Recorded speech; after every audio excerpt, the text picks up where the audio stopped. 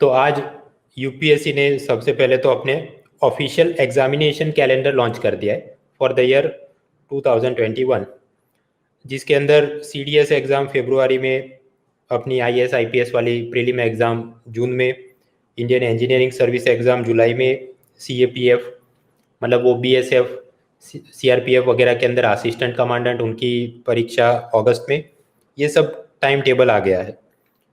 जहाँ तक अपनी सिविल सर्विस की बात है तो फरवरी मार्च में उसका एप्लीकेशन फॉर्म आएगा, उसको आप भरेंगे। फिर जून 27 रविवार को प्रीलिम एग्ज़ाम है।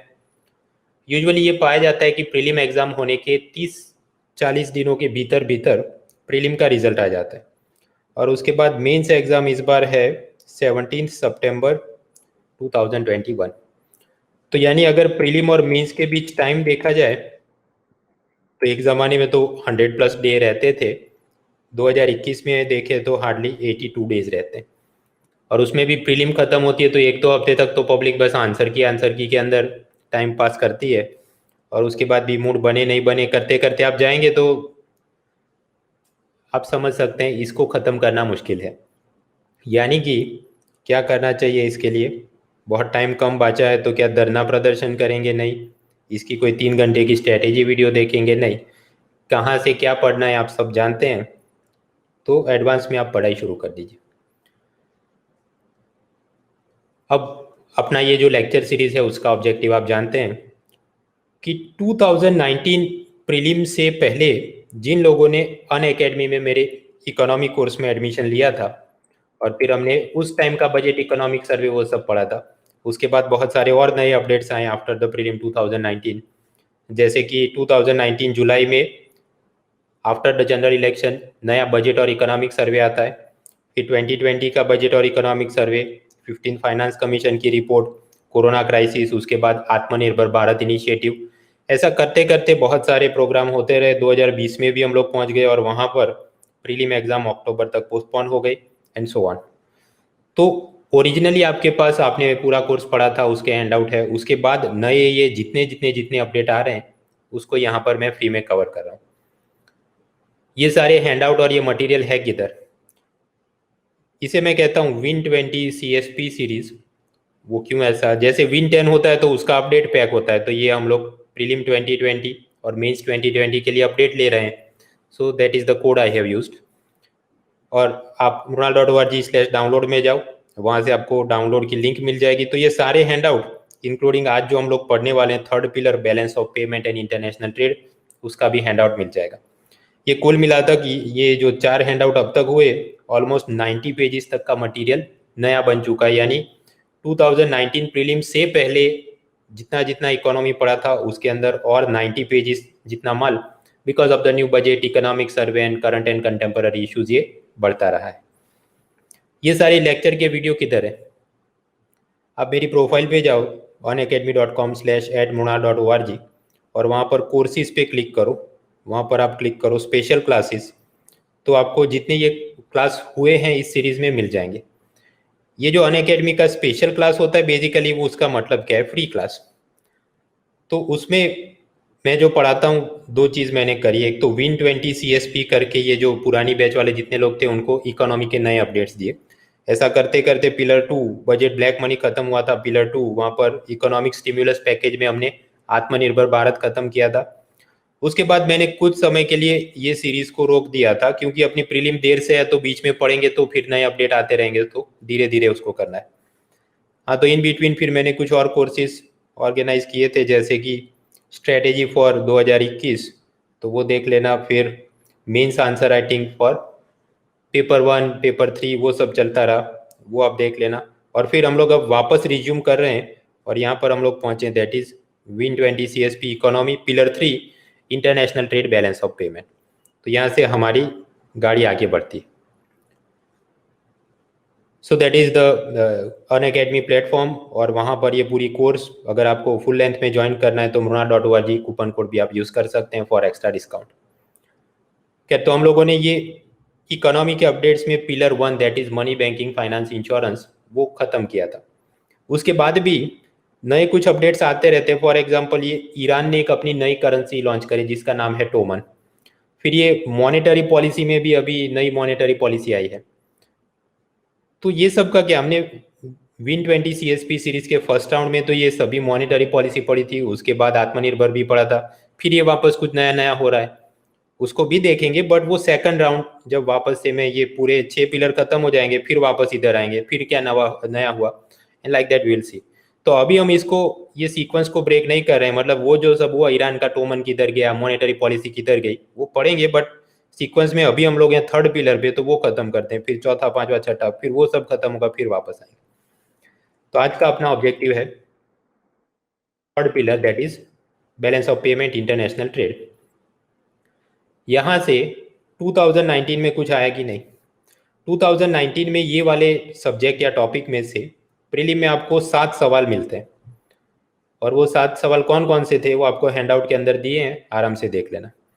मेंस में कुछ आया कि नहीं? इस बार मेंस के अंदर सीधा सीधा कोई प्रश्न पेपर 1, 2, 3 में हमको ये इंटरनेशनल ट्रेड का दिखता नहीं। ऑफकोर्स इनडायरेक्टली यहाँ वहाँ कोट कर सकते हैं, protectionism and currency war and other things, but specific question हमको देखने को नहीं मिलता। खैर, तो हमने जो पढ़ना है वो है balance of payment, international trade. उसमें नए अपडेट्स क्या आए आफ्टर प्रीलिम 2019।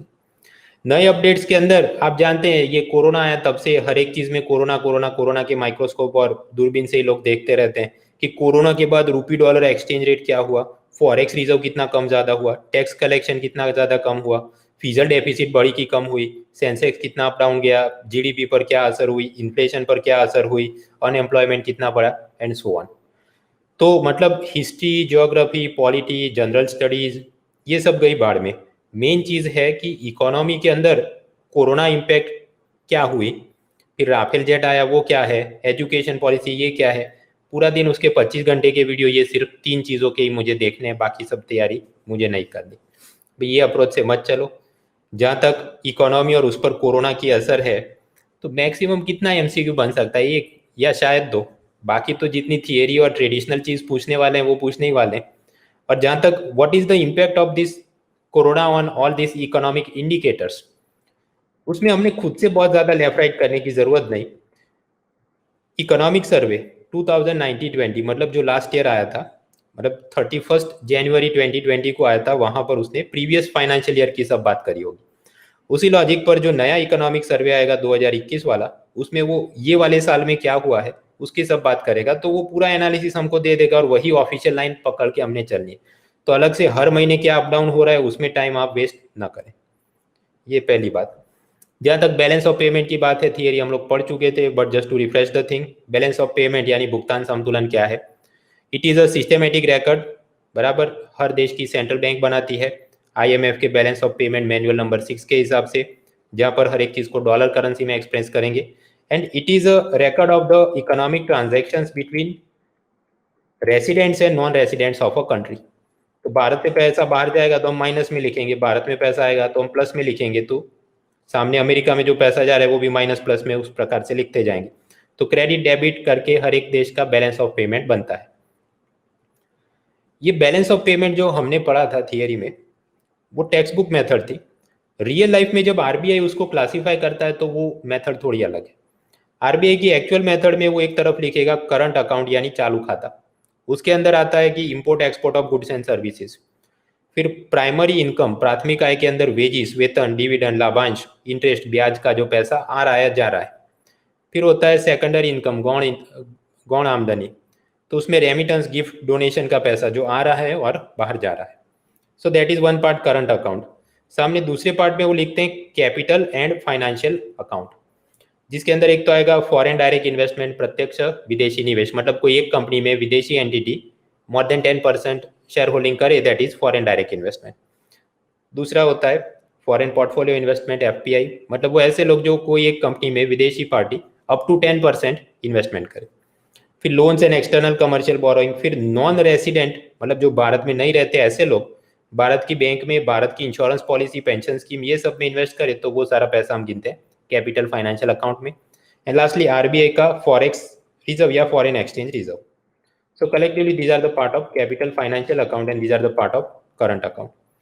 लेकिन हमने जो पढ़ा और अभी पढ़ रहे हैं उसमें हम लोग टेक्स्ट बुक वाली मेथड को देखेंगे, ये वाली चीज इतनी हमारे लिए उपयोगी नहीं। वैसे तो वो सब इंपोर्ट एक्सपोर्ट और सब देख लिया था। इसमें नई चीज़ें क्या आई हैं सिंस लास्ट प्रीलिम 2019? उसके बाद 2019 का इकोनॉमिक सर्वे आया, 2020 का इकोनॉमिक सर्वे आया। दोनों ही जगह पर उन्होंने कुछ नए कंसेप्ट की बात करी। एक है नेट टर्म्स ऑफ ट्रेड यानी एनटीटी, और दूसरा है ग्रॉस टर्म्स ऑफ ट्रेड यानी जीटीटी। बहुत आसान है। नेट टर्म्स ऑफ ट्रेड का मतलब क्या है? Value of the exported goods, Bharat में से हमने कितना एक्सपोर्ट किया और उसकी वैल्यू। तो सपोज हमने 800 किलोग्राम एक्सपोर्ट किया हो बट उसकी वैल्यू हो 300 करोड़ डॉलर, तो हम क्या लिखेंगे ऊपर? 300 crore dollar divided by the value of imported goods, आयात जितना किया है उसकी भी वैल्यू। तो अगर हमने इंपोर्ट किया हो गोल्ड और भले 100 किलो बट वैल्यू उसकी मान लो 500 करोड़ है, तो 500 करोड़ लिखेंगे और फिर उसको 100 से मल्टीप्लाई करो तो हमको जवाब मिलता है कितना? ये 3 5 चले गए और फिर इधर 20, 20 टाइम्स 3 कितना? 60। तो ये जवाब आया वो क्या है? 100 से कम है। जब भी जवाब 100 से कम आए नेट टर्म्स ऑफ ट्रेड का, तो वो दिखाता है कि कीमत के हिसाब से हम लोग आयात ज़्यादा कर रहे हैं और निर्यात कम कर रहे हैं। So that is net terms of trade. उसके सामने एक दूसरा और कंसेप्ट है जिसका नाम है ग्रॉस टर्म्स ऑफ ट्रेड। इसका हिंदी क्या है? कुछ काम का नहीं, क्योंकि ये सिर्फ और सिर्फ प्रीलिम के लिए हमने याद करना है। मेंस में explain the difference between this and this, इतनी बेसिक थियरी वो लोग मेंस में नहीं पूछते। हाँ, तो ग्रॉस टर्म्स ऑफ ट्रेड में क्या आएगा? उसमें हम लोग वैल्यू नहीं, वजन की बात करेंगे, यानी वॉल्यूम या क्वांटिटी के हिसाब से what is the quantity of imported goods. तो इंपोर्ट हम लोग करें मान लो गोल्ड और उसकी 100 किलो हमने इंपोर्ट किया, divided by what is the volume और quantity of exported goods. Suppose हम सिर्फ राइस एक्सपोर्ट करते हैं और उसका वेट हो 800 किलोग्राम, तो लिखो डिवाइडेड बाय 800 किलोग्राम टाइम 100। तो क्या होगा? डबल जीरो कैंसल और 100, तो 125 टाइम 8 1000 होता है, तो 100 हो गए तो 12.5। तो ये भी जवाब क्या है? 100 से कम है। ये क्या दर्शाता है? वजन के हिसाब से हम लोग निर्यात ज़्यादा करते हैं और आयात कम करते हैं। देखो फॉर्मूला में अंतर है। नेट वाले में एक्सपोर्ट ऊपर इंपोर्ट नीचे और वैल्यू की बात हो रही है, जबकि ग्रॉस वाले में इंपोर्ट ऊपर एक्सपोर्ट नीचे और वॉल्यूम या क्वांटिटी की बात हो रही है। फिर ये इकोनॉमिक सर्वे 2020 में ग्राफ में ये चीज़ को दिखाई। ये जो रेड लाइन है वो दिखा रही है हमको 100 का आंकड़ा, और नीचे जो आप देखिए डैश डैश डैश करके दो लाइन जा रही है। ब्लू कलर वाला डैश है ग्रॉस यानी वेट के हिसाब से, और थोड़ा डार्क ब्लू कलर का डैश डॉट डॉट डॉट जा रहा है वो है नेट यानी वैल्यू के हिसाब से। और यहाँ पर आप पाएंगे दोनों ही 100 की लाइन से नीचे हैं, और वो क्या दिखाता है हमने प्रीवियस स्लाइड में देखा। इसके अलावा एक ऊपर भी लाइन जा रही है ब्लू कलर की, जो लाइन जा रही है ये क्या चीज़ है? उसको बोलते हैं इनकम टर्म्स ऑफ ट्रेड। ये इनकम टर्म्स ऑफ ट्रेड मतलब क्या चीज़ है? इनकम टर्म्स ऑफ ट्रेड मतलब value of export divided by value of import multiply with quantum index of exports यानी QIE। अब यहाँ पर आप देखिए ये value of export divided by value of import, तो वो तो क्या हुआ? NTT net terms of trade. और ये quantum of index of export ये क्या चीज़ है? कुछ काम की नहीं। क्या ये फॉर्मूला काम का है? ये भी कुछ काम का नहीं, क्योंकि वैसे तो ये इकोनॉमिक सर्वे के फुटनोट में और तमिलनाडु की टेक्स्ट बुक में आपको मिलेगा, लेकिन आप प्रीवियस ईयर्स के पेपर देखना शुरू करें। एक हद होती है दोस्तों, वहां तक हमने सिलेबस की मर्यादा को समझ के तैयार करना होता है। उसके बाहर भी जाके इधर उधर कर तो सकते हैं, और रेयरेस्ट ऑफ रेयर केस में कुछ पूछ भी सकते हैं यूपीएससी वाले, बट उसका जो कॉस्ट बेनिफिट है वो बहुत बेकार है। बेटर कि उतनी मजूरी आप हिस्ट्री ज्योग्राफी कहीं पे डालो तो समांतर में और अच्छे मार्क आ सकते हैं। तो प्राइवेट मॉक टेस्ट वाले इसका भी कुछ एमसीक्यू बना के आपको देंगे, तो उसमें हमको पसीने छूटने नहीं चाहिए। कर सकते हो तो करो, अदरवाइज उसको स्किप कर देना है। एक क्वेश्चन ट्राई करो। If the net terms of trade for USA is 106 for the year 2019-20, it means what? अगर एनटीटी 106 है तो उसका मतलब क्या हुआ? In terms of value USA imports more than it exports, in terms of volume USA imports more than it exports, करके मतलब इधर उधर का डाल के 4 ऑप्शन करे मैंने, और आपका टाइमर शुरू होता है।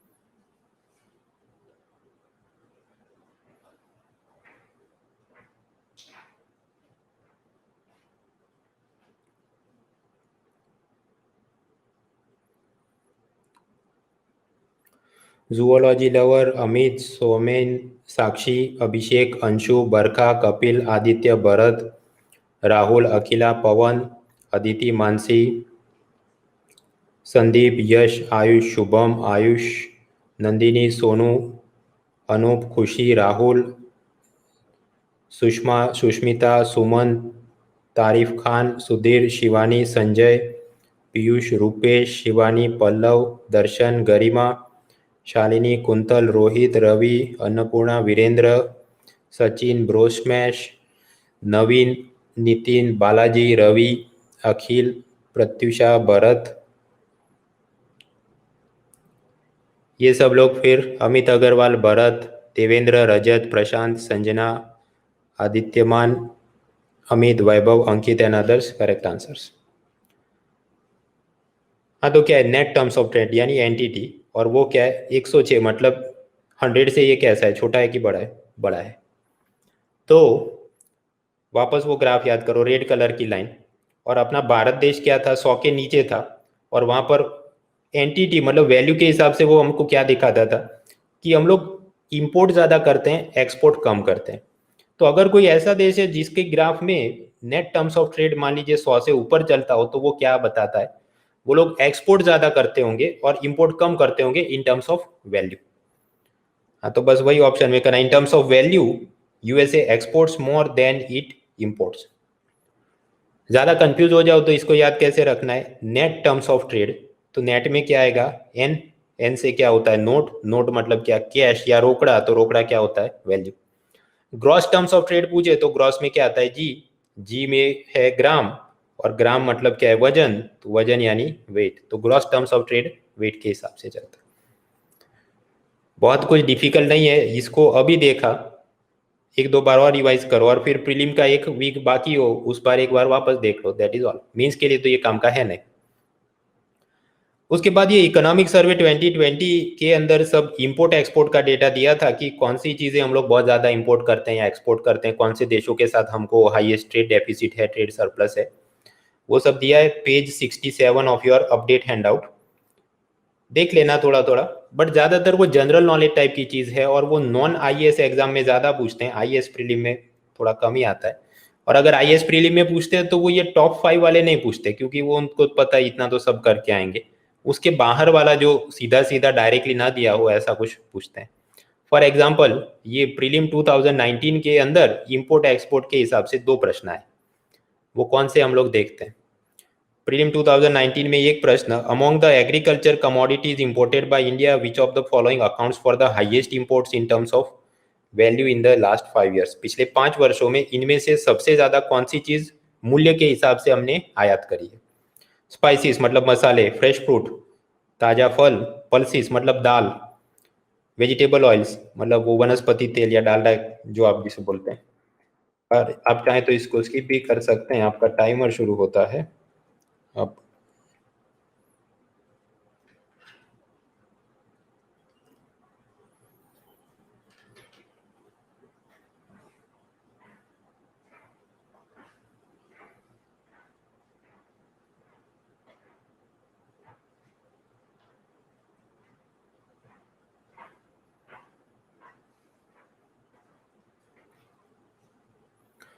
संघमित्रा, अभिषेक, वासु, शिक्षा, मयंक, आसफिया, भार्गव, तुषार, सुबोध, शिवानी, रजत, निर्मल, शिवम, विनायक, आयुष, नरेंद्र, लेवी, मयूरेश, सुधीर, शैलेश, राजू, जयवर्धन, यश, पल्लव, कपिल, सौरभ, विशिखा, अरुण, जो बिडेन, हिमतेजा, विपिन, हेमा, कृष्णा, हर्षवर्धन, अंकित, प्रिंस, मुकुल, रवि, गरिमा, अश्विन, ये सब लोग फिर भार्गव, अमित, रजत, अंकित, निष्कर्ष, हर्षवर्धन, जो, Vishakha, Narendra, Dipendra, 2 out of 2 correct. वैसे आप में से जिन लोगों ने 2019 या 20 के अंदर इकोनॉमी पढ़ी है मुझसे, तो वहां पर तो हमने स्लाइड में ये प्रश्न सॉल्व करे थे। ये जो अपडेट किनके लिए कि जो बहुत पहले इस कोर्स को खत्म करके गए थे और फिर जो जो नए अपडेट आए, तो प्रीलिम 2019 के पहले वाले विद्यार्थी तो उन्होंने शायद ये वाली चीज़ सॉल्व नहीं करी होगी, क्योंकि ये तो सीधा एग्जाम में पूछा गया। खैर यहाँ पर ऐसा कोई प्रश्न है तो क्या करना चाहिए? हर एक चीज़ का क्या एग्रीकल्चर का इंपोर्ट एक्सपोर्ट डेटा रट के जाए? Not possible. हम ये कर सकते हैं कि इसमें कुछ लॉजिक लगाए कि highest import in terms of value, मूल्य के हिसाब से सबसे ज़्यादा आयात क्या करते होंगे? मसाले बात जम नहीं रही है, क्योंकि यूरोपियन लोग भारत के अंदर आए तो वो किसके लिए? हमारे स्पाइसेस को खरीदने के लिए। तो हम उनसे खरीद के इंपोर्ट करते होंगे, वो बात जमती नहीं, रादर हम लोग ज़्यादा एक्सपोर्ट करते होंगे। दूसरा है फ्रेश फ्रूट्स। भारत के अंदर ही फ्रेश फ्रूट बहुत ज़्यादा उत्पादन होता है, और भारत की पब्लिक को इतनी भी ज़्यादा पैसे वाली नहीं है कि हम लोग मेडिटेरियन कंट्री से ऑलिव ऑयल और वो सब बहुत ज़्यादा मात्रा में मंगाते रहे। तो ये हाईएस्ट इंपोर्ट होगा, ये भी बात जमती नहीं। So answer could be either C or D. तो हम लोग अब हैं 50-50 स्टेज पर। 50-50 स्टेज में हमने क्या करना चाहिए? सिक्का उछालना चाहिए।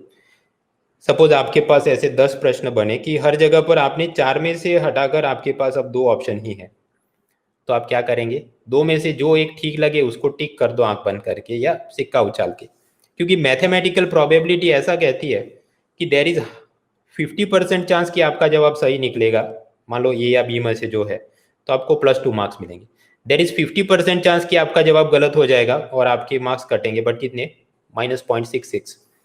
तो अगर आप ऐसा 10 प्रश्नों के लिए कर रहे हैं and there is equal probability, तो अल्टीमेटली आपको ये प्लस माइनस करते हुए अल्टीमेटली आपको गेन हो सकता है शायद 4 मार्क्स का। तो मैथमेटिकल प्रोबेबिलिटी के हिसाब से कुछ टिक कर देना चाहिए। खैर सही जवाब क्या है? सही जवाब, अगर ये प्रेस इंफॉर्मेशन ब्यूरो और उसकी 2019 में एक बार अपडेट आई थी कि एग्रीकल्चर कमोडिटीज इंपोर्ट एक्सपोर्ट, तो उसमें हमको पता चलता है कि सबसे ज़्यादा देखिए करीब 5,000 करोड़ का वेजिटेबल ऑयल वनस्पति तेल इंपोर्ट किया। दूसरे नंबर पर पल्स यानी दाल, तीसरे नंबर पर फ्रूट वेजिटेबल, और स्पाइसेस मतलब ये मसाले तो बहुत कम इधर ग्राफ में दिख भी नहीं रहा है। तो यानी जवाब क्या है? Vegetable oil. अब इसका मतलब ये भी नहीं कि ये प्रेस इंफॉर्मेशन ब्यूरो में से एक प्रश्न आया तो हमने डेली उठ के उसकी समरी देखनी चाहिए 1-1 घंटे तक। भाई उतना भी कोई बड़ा ट्रेंड नहीं कि हर साल हर चीज इसमें से निकल के ही आए। तो एक हद से ज्यादा कॉस्ट बेनिफिट है नहीं। वो 50-50 करके भी जाओ तो 2 प्रश्न सही होंगे, 2 गलत होंगे, तो नेट गेन होने ही वाला है। और कट ऑफ कितना था इस बार? 98 आउट ऑफ 200, तो बहुत ज्यादा लेफ्ट राइट करने का कोई मतलब नहीं। इसका एक और भी तरीका है इसको सॉल्व करने का। अगर आप एनसीईआरटी ज्योग्राफी क्लास 11-12 देखें तो वहाँ पर एक जगह उन्होंने ग्राफ देखे, page 127 I think, class 11 NCERT या 12 में, वहाँ पर उन्होंने एक टेबल दिया है कि कौन सी चीज़ हम लोगों ने ज़्यादा इंपोर्ट करी। तो उसे भी आप देखेंगे तो पाएंगे कि वो कहीं ना कहीं हमको जवाब सेट होता है वेजिटेबल ऑयल। ये भाई मुदित गुप्ता ने एक वीडियो बनाया था अपनी मृणाल पटेल यूट्यूब चैनल पर, जहाँ पर उसने ये सब चीज़ की बात करी थी कि सभी एनसीईआरटी क्लास 6-12 इंपॉर्टेंट नहीं है, 11-12 वाली थोड़ी ज़्यादा इंपॉर्टेंट है, वो आप पहले पढ़िए। क्योंकि आप उससे जब नीचे नीचे उतरते जाएंगे 10, 9, 8, 6, 7, 6, तो उसमें बहुत सारी चीज़ वापस रिपीट ही होंगी। तो 6 से लेके ऊपर में जाऊँ उससे बेटर है कि 12 से लेके नीचे जाओ। और दूसरा कि जब भी एक्सेसिव फोकस के नाम पर आप क्लास 6 से लेके सभी एनसीईआरटी के मैं चैप्टर वाइज और क्लास वाइज टेस्ट सीरीज करूंगा, तो वो भी एक वेस्टफुल एक्सरसाइज है 11-12, और वो बड़ी वाली ज़्यादा इंपॉर्टेंट है। वो वीडियो भी देखा नहीं तो देख लेना, उसने सब बात करी थी। एक और प्रश्न, कह रही है vegetable oil, the answer is correct. एक और ऐसा प्रश्न पूछा गया यही प्रीलिम 2019 में, among which of the following is the largest exporter of rice in the world in last 5 years? पिछले 5 वर्ष में सबसे ज्यादा निर्यात किसने किया है चावल का? Option A China, option B India, option C Myanmar, option D Vietnam, या आप चाहें तो इसको स्किप भी कर सकते हैं। तो इसका जल्दी से जवाब देख लेते हैं। इसमें आप समझिए कि राइस एक्सपोर्ट करने के लिए पहले तो बहुत ज़्यादा उत्पादन करना पड़े, तो उसके लिए आपके पास ज्योग्राफिकल एरिया बहुत ज़्यादा होना चाहिए। तो म्यांमार और वियतनाम हाँ कर सकते हैं, बट जब तक इंडिया चाइना हो तो वो लोग लाइन में पीछे ही रहेंगे। तो यानी आंसर कुड भी आइदर इंडिया और चाइना। तो अगेन हम लोग क्या है, 2 ऑप्शन ही हमारे पास बचे हैं, तो वी आर एट 50-50 स्टेज। तो बस अगेन सिक्का उछालो, चाइना या इंडिया, कोई एक चीज टिक कर दो। तो ultimately what is the correct answer? इसका करेक्ट आंसर है इंडिया। पिछले 5 साल में it is the largest exporter of rice. अब क्या इसका मतलब ये है कि हम लोग सभी जगह पर ऐसा जनरल नॉलेज की इंडिया कौन सी चीज में नंबर 1 है या नहीं है तैयार करने बैठे?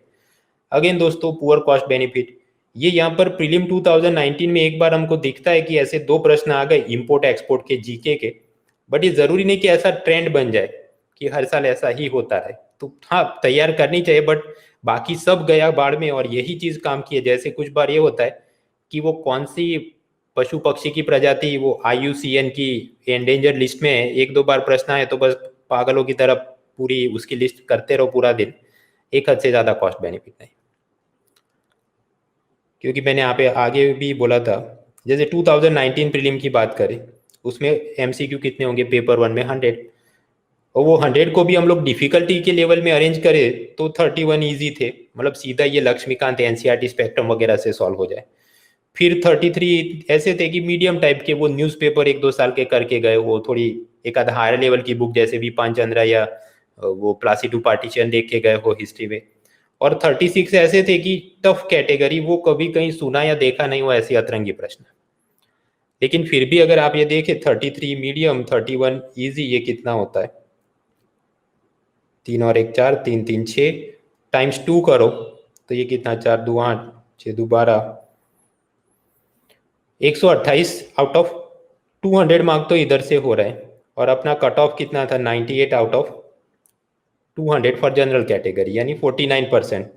तो कहने का तात्पर्य ये है कि ऑफकोर्स रियल लाइफ में ऐसा भी नहीं कि सारे इजी और मीडियम हमको सब कुछ याद आ जाए और हम टिक कर पाए, बट आप थोड़े इधर से टिक करो। ये 36 वाले हैं, उसमें भी 50-50 स्ट्रेटेजी के हिसाब से कुछ थोड़े बहुत आप टिक करेंगे, नेट गेन में रहेंगे, प्लस थोड़े नेगेटिव में जाएंगे, minus. So overall it is possible.